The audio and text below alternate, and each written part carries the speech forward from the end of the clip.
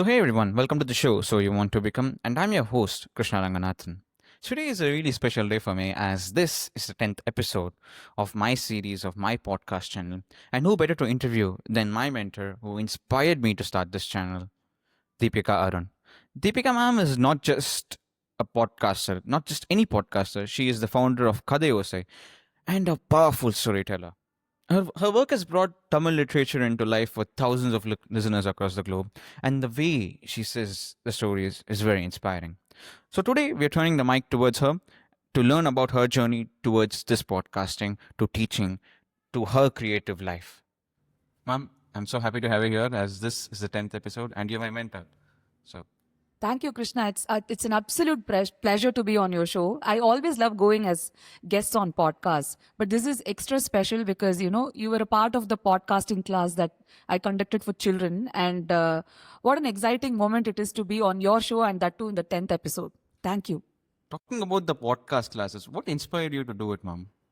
Inspired is too big a word, I would say. I think I found the whole process of podcasting fun. And I think for children to come and record in a studio and write scripts and do a little bit of post production, I thought it would be fun. And because it was a summer camp, I thought let's introduce children to something fun. And I had a beautiful studio space that children can come, record, learn a new thing. That's all. That was about it. Did you really have expectations that a seed you have sown has started to grow to a plant and then a tree? I generally have low expectations, just not to get disappointed later. As you rightly said, right? To teach is to sow a seed, and for the seed to sprout and become a tree, there are too many other factors that's not in my control. But to see that one of the seeds has sprouted and has become something like this, and it's the 10th episode, makes me feel super proud. Krishna, I said super proud. You can react, you can feel happy about it. You don't have to be all serious, and it's okay. So let's talk about you, ma'am. You started it with bioengineering in Shastra, and then to IT, then to teaching, and then entrepreneurship. How did you know that storytelling is your calling? I mean, I didn't know storytelling was my calling. I think I've always been a storyteller. When I started podcasting, a very interesting comment came from my cousin brother. When we were children, we used to gather at our party's house. And back then, I used to narrate Vikramaditya's stories to my cousins, it seems. And he remembered that and he told me that you were always a storyteller. That was like a, oh, is it moment for me. So I don't think I had a calling of sorts. What typically happened is I was a teacher, so I constantly used stories in my classroom. That is one.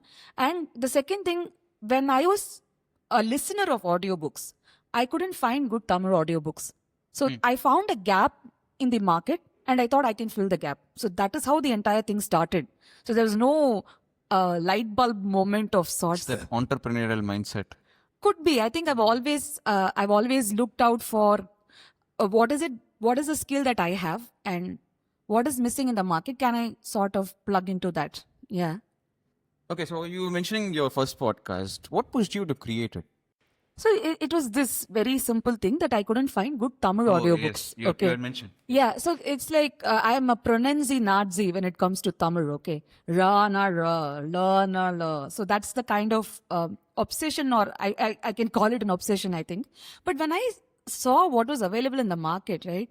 Ponniyin Selvan was available in so many forms, and Solar Gull, Rajaraja Solan. This is how the pronunciation was, and it was super annoying. Or they would have this loud music, unnecessary sound effects that would really hamper my listening experience. Or there would be a crow cawing somewhere, right?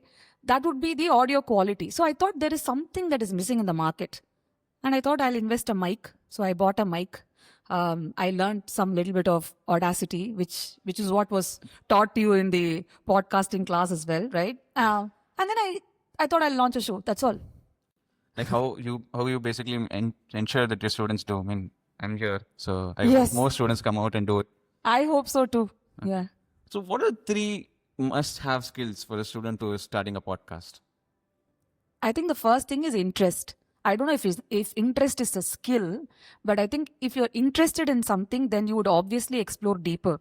So if somebody has the interest, then that is a good enough first step, I would say. The second thing is okay, now that you have an interest, you've started something, be consistent at it. Hmm. That is the second thing. Again, I do not know if it is a skill, okay? Correct. It is interest, consistency, and constant learning. These three are required to become a podcaster. I don't know what a successful podcaster is, who a successful podcaster is, but if you don't have the consistency, then you won't go anywhere. If you don't go anywhere, you won't know where you are. So it's sort of a loop. I think be consistent, keep learning, and get better episodes out there. I think that's the only thing. I think my dad would be so happy listening to this now because he always gives me a slap with words. Okay. So saying you have to be consistent. That's a behavioral aspect. If you Yes, don't do it that, is. See, if somebody had told me when I started my podcast that one day I would be teaching podcasting in colleges or I would be taking workshops for children, I would have laughed at them, right? Because what started as something has become something completely different now. When I recorded my first episode, I had no clue that I would be doing all these things. I liked recording. I found that there was a gap and I thought I had some storytelling skills and that's all, right? I had no other expectation. But what I did do well was to be consistent. Especially when I started Sivagami in Sabadam or Punnin Selvan on Kadhai Osai, I used to release one episode every day, Krishna. One episode every day. Now you know how much hard work that is, right? I can't do one episode a week. So Yeah, so if I had told about this in the podcasting workshop, you might have thought, oh, one episode per day, right? But now that you've started doing it, you know how one episode per day would take so much energy, time, and effort. I think that consistency has brought me many, many opportunities in the whole podcasting space. So consistency is everything according to me. speaking about your workshops, I recently saw your LinkedIn post on Okay. going to M.O.P. Vaishnav. Yes. So what did you actually teach there? Podcasting only. Wherever I go, I keep teaching podcasting. But see, very interestingly, I also do one-on-one podcasting sessions for adults now. Okay. So I have somebody in London who's learning podcasting now, and I'm teaching her the audio way of writing. Remember audio way of writing when you came for the podcasting class? Yes. So audio way of writing, when I was teaching audio way of writing to this lady from London, she mentioned a very important aspect. Okay. So she's been thinking about audio way of writing and how that has helped her in her day-to-day communication in office. Very interesting, right? Because we all communicate the audio way. We don't communicate the print way. Yes. So if you learn the audio way of writing and the audio way of communication, it actually makes your life better in day-to-day communication. So I think that is a skill that I'm trying to impart in colleges. And also narration, right? When we speak about narration, you remember you were sitting in one booth, I was sitting in the opposite booth, and I was giving you so many retake. Yes. I remember you all flustered and I was like, yeah. I felt so. I was like, is it this hard for me to do this? Yeah, right. But one thing I kept saying is clarity. The words have to come out well. And isn't that what good communication is all about? So essentially, when you learn podcasting, even if you don't become a podcaster, you learn to communicate better. So I think that's what's happening in colleges when I go and teach. I want to get back to the precision to pronunciation. Okay. Why does it matter so much? See, a language lives in many ways. Like a language lives through literature. A language lives through the spoken word. Language has multiple ways to survive. The reason I'm using survive is, you know, the kind of politics that is there around the whole language learning in different states in India, right? The 3-language policy and all that. Let's not get into that. But why do few languages survive? And why do few languages vanish from the face of the earth? Have you ever thought of it like that? What do you think? I don't think of it like that. I never thought about language being anything but a mode of communication. So Correct. to me, even a programming language is a mode of communication. I come from that aspect. I never expected a language to vanish. But from there the are face of languages that have vanished off the face of this earth. You do know that, right? Like Latin or Greek or even Sanskrit to a fair extent. And Correct. there are a lot of languages that are not spoken anymore, but we do have literature of those languages somewhere. And we have some languages which are just spoken and we do not have written script at all. For example, Tulu, I hear, has no written script.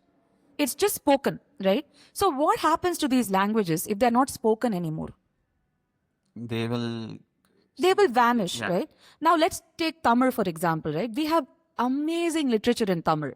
We have so many writers who've created these amazing books in Tamil. So when somebody is reading Tamil today, say you are reading a Tamil book, you will not know how to pronounce the word exactly if you've never heard it, right? Correct. Now, if everyone starts pronouncing R as L, for example, if everyone starts pronouncing Solargal, for example, because that's one constant word that's abused everywhere, like Solargal has so many layers to it. Now, if everyone is pronouncing it as Solargal, okay, tomorrow a child picks a book that has the word Solargal, how would the child read it in his mind or her mind? Solargal, right? Yeah. So if nobody is pronouncing a language well, then somehow that becomes the language itself, is my fear. Hence, the whole obsession about pronunciation. Would you agree to this? I would agree to this because last time when we had the session, as you're mentioning, a one-on-one session where you sat on the other side of the booth, I sat on this side of this booth, and I kept like going too fast, like I'm going now. Right. So that entirely inhibits a style from that. So for example, I try to like slow down. Even though I try to slow down, my speech is still fast. Some things that don't change. So, but these things like the audit, the language, the pronunciation, that is what makes a student understand or listener understand is what I feel. Correct. And it sort of, I think, carries forward the grammar of a language in terms of pronunciation, right? If we continue to produce content that has wrong pronunciation or incorrect pronunciation, then how would a future child learn what the right pronunciation is? See, I do understand languages evolve, right? If you take Tamil again, now the written Tamil versus the spoken Tamil is extremely different. Correct. Now, if we write a sentence, that is not the way I would speak anywhere, right? Correct. Yeah. So the difference there already is too much, like the written Tamil versus the spoken Tamil. Now, in the spoken Tamil also, if we start using the wrong pronunciation, then what happens to the language itself? I mean, Tamil is a language that has existed for thousands of years now. Now, are we at a breaking point where we are changing the semantics of the language in terms of how certain alphabets are pronounced? That's my fear. I think I don't know if you have seen these kind of reels where there's this one type of content creator who starts with how the word was created. For example, mango, how it started in Tamil and then it went to mango and all you know existing in other languages. So it's actually a proud moment to see how it started from Tamil, but and how we are killing it by pronouncing it incorrectly. Yes. So the etymology is what you're talking about, right? Correct. So it changes so many things if you mispronounce a word in Tamil. No. It sort of takes away the history, culture is what I feel, and hence the Nazi behavior, if I might say that. And can you walk us through Kadhai, Osai? So how was the first podcast that you recorded felt like? When I recorded the first one, I felt good. And then I sent it to my parents. They felt good. So I was very happy. But now when I listen to that episode, it's an entirely different story. How did I put this out there, right? But I think we all have our own journeys where we get better, we learn. And that's the whole point. I'm glad I did that, right? If I had not taken that first step, then I wouldn't be here. So, yeah, the first recording was brilliant. And I recorded Kalki's Poiman Karadu, which was a short novella type.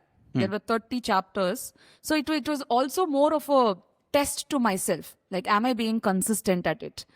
Because you know how it takes, how much it takes To be consistent, to yes. be consistent in terms of recording, editing, posting it, doing QC and all that, right?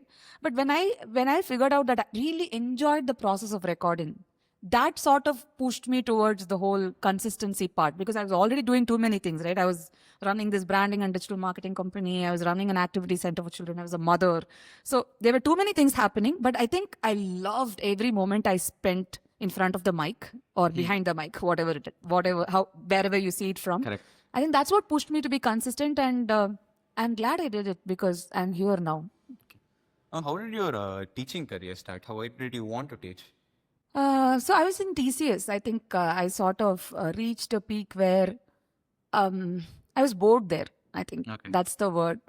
And I was looking to do something else. And I think teaching has always been a part of me. And when I finished my BTech graduation, I was at home for a few months, waiting for the call letter or the joining letter to come in. And a neighbor next door said, "Hey, would you mind teaching physics to my child?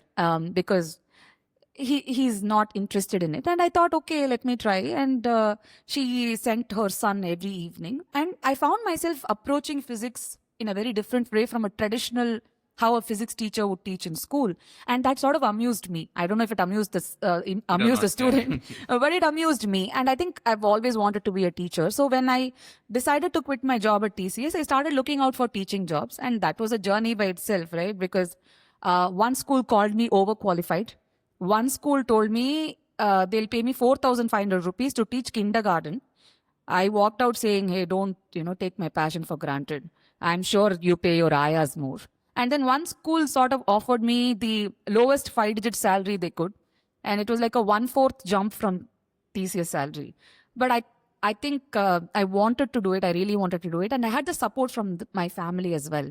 And that sort of pushed me into the teaching career in a faster way, I think. And I loved it. I think every minute inside the classroom was just so blissful. I totally belonged there. So it was, I don't regret that decision. Okay, so I have asked this question to my previous Guest. guest. Okay. I'm losing words here. Okay, so I asked this question to the previous guest, Saket Raman, and he had answered this the best way one could have. What Okay. is balance according to you? How are you able to balance your daughter? You were able to balance your social media company, teaching, podcasting, both things at the same time. How? I think balance is everything to me. Thank you for putting that word out there, right? Because that is one thing I constantly keep talking about everywhere. By balance, I mean not the bank balance. Huh? I mean the balance in life. And I think it's extremely essential to sort of differentiate the two here, because the moment you start running behind the bank balance, you sort of lose balance everywhere. Especially for women, I think that's even more true. There is this term that is doing the rounds now. I don't know if it's that popular yet, but I sort of related myself and associated myself with that word. The word is, I think I'm a maternal feminist. Okay, that's the buzz. Maybe I don't know. I think it is important for women to recognize their biology, and they are the ones who can become mothers, and they have to recognize and accept and embrace that role is what I believe in. So for the first 3 years after my daughter was born, I made it a choice to stay with her. I would still continue to do work, but I would ensure that I don't leave her and venture out too much. I would schedule my work in such a way that I can balance daughter and work. I think that has always been the key. Yeah, so whatever I do, I think the most important aspect to it is balance. Okay. It's actually the balance part is something that I can't do. I told him also. And You're too young, Krishna. over the months, and I try to balance. Okay. Balance is balance. I am not balanced. Okay. So You'll get there. You'll get there. hopefully someday sooner than later. Yeah. And yes, ma'am. So social media, the management company. What is it? What is it like? How did it begin for you? So I was this teacher, in a primary school, and I loved every minute inside the classroom, but did not like every minute in the staff room. Corporate politics was much better than staff room politics. And when you're inside a system, especially the age-old education system, there are some limits, and I really did not like those limits. So I think I was looking for some change. I wanted to be a teacher, but not be inside a system of sorts. But back then, I didn't know what to do. And that's when my brother was also looking for a change. He wanted to start something of his own. And we thought we had contrasting skill sets. I had the storytelling, creative, communication side to me, and he had the marketing and advertising angle to him. So we thought we'll put these skill sets together and start a branding and digital marketing company. So this was almost, I think, 12 years back. And 12 years back, digital marketing was not a buzzword as it is today. Yeah. So we were one of those early people into the digital marketing space. So we did a lot of branding for startups. We worked with corporate clients like Amazon, Wipro. We sort of pushed the digital presence of co-optex. And so that was what it was. We ran it pretty successfully for 6 years. And then I think I got into too many other things. Like I started my own activity center. I started my own podcast. I became a consultant with Storyteller. So I thought, okay, now balance. Now which one do I leave? And because it was my brother, he was kind enough to say, okay, what is that dialogue? I don't know if you're too old for Jao Simran. Do you know that dialogue? No. I have no Hindi context. Yeah, sometimes I forget that I'm old. This used to be this very famous dialogue from some Hindi movie. Go live your life type. So something like that my brother also said. And he sort of took forward the digital marketing company and I started pursuing other things. The contrasting factor helped out, I believe. Yes, it did. Yeah. Okay. Okay, what does it take to be a creative entrepreneur in India today? I don't know. I mean, what does it take to be a creative entrepreneur in India? Maybe I will tell you what does it take to be a creative entrepreneur myself. Okay. I think the most important thing is I have to recognize that I have the privilege to be a creative entrepreneur. The reason I'm using the word privilege is I don't have to worry about my monthly bills. My husband takes care of the monthly bills, right? Okay. So I have to really accept that privilege that I have. Hence, I am able to not really focus on the money-making part, and the creative journey is much easier for me. So that's the first thing that I would like to, emphasize here, because I think it's very easy to say, oh, creative entrepreneur, it's all rosy and everything from the outside, but you have to, end of the day, we have to pay school fees for our daughter, Correct. no? We have to pay house rent. We have to pay for our, whatever bills we have, food, groceries, all that is important. Now, if I'm pursuing creative entrepreneurship without all the basics in place, then that's going to be a really difficult journey. Yes, I feel you, because when you said budgeting and when you said you're privileged to have someone take care of the bills. I had the same feeling when I was in the house. The moment I left the house and I'm 40 kilometers away from my parents, they usually provide me with daily money. And basically, that was, in current generation, that was a money glitch for me. I get money, I move on, I don't care about it.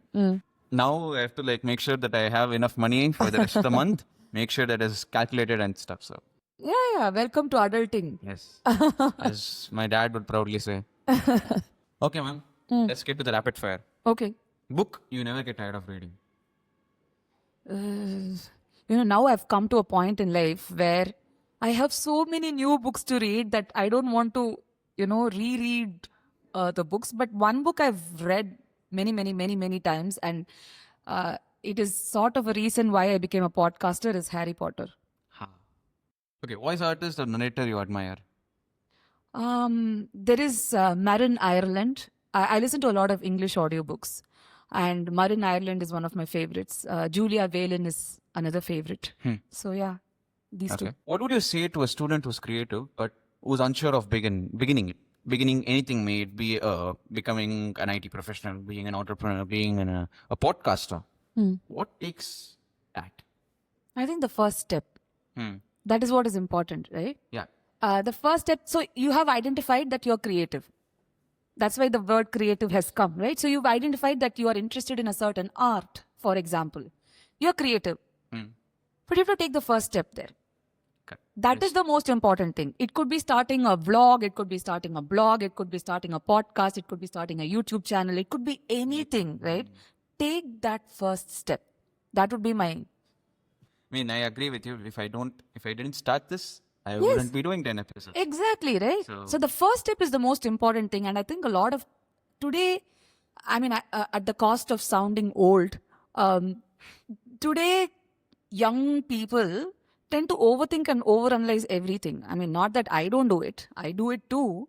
But if I look back at whatever I've done so far, right? I think the first step has always helped me to go further and further and further and be consistent. Like if I had overthought about why should I start a podcast? Why should I narrate an audiobook? If I had overthought, who is going to listen? What will happen to it? Will I make money? If I had stopped myself by asking all these questions, I wouldn't be here today talking to you. Same thing with a teaching career. Same thing with any of my other ventures, right? I created a board game based on Ponniyin Selvan. Yeah. if I had thought, okay, why should I do this? I mean, will I make enough money? Will this sell? If I keep overthinking, then I wouldn't go anywhere. So in all of my different ideas, I mean, I am guilty of not pursuing a lot of ideas as well. But at least with those ideas that I have pursued, I think the first step was the most important step. Mom, so last question. What does hitting the 10th episode for a person like you who helped sow the seed feel like, apart from being proud? I mean, I'm super excited for you. I think that's the word. Because, when you host a podcast, you learn so much from so many different people from so many different walks of life. And you are sort of transmitting that knowledge to a lot of youngsters out there. So I'm really excited for your journey, and keep at it. I think your father will be very happy when I insist that be consistent. And I think as your mentor, I think I have all the rights to give you gyan, right? Be consistent. Be consistent. Head down. Yes. So I think that would be great, ma'am. So my viewers also had gotten the advice to start. The first step is to always begin, Yes. and we take it from there. Thank you, ma'am. Thank you so much, Krishna, for having me on your show. I wish you the best. Thank you, ma'am.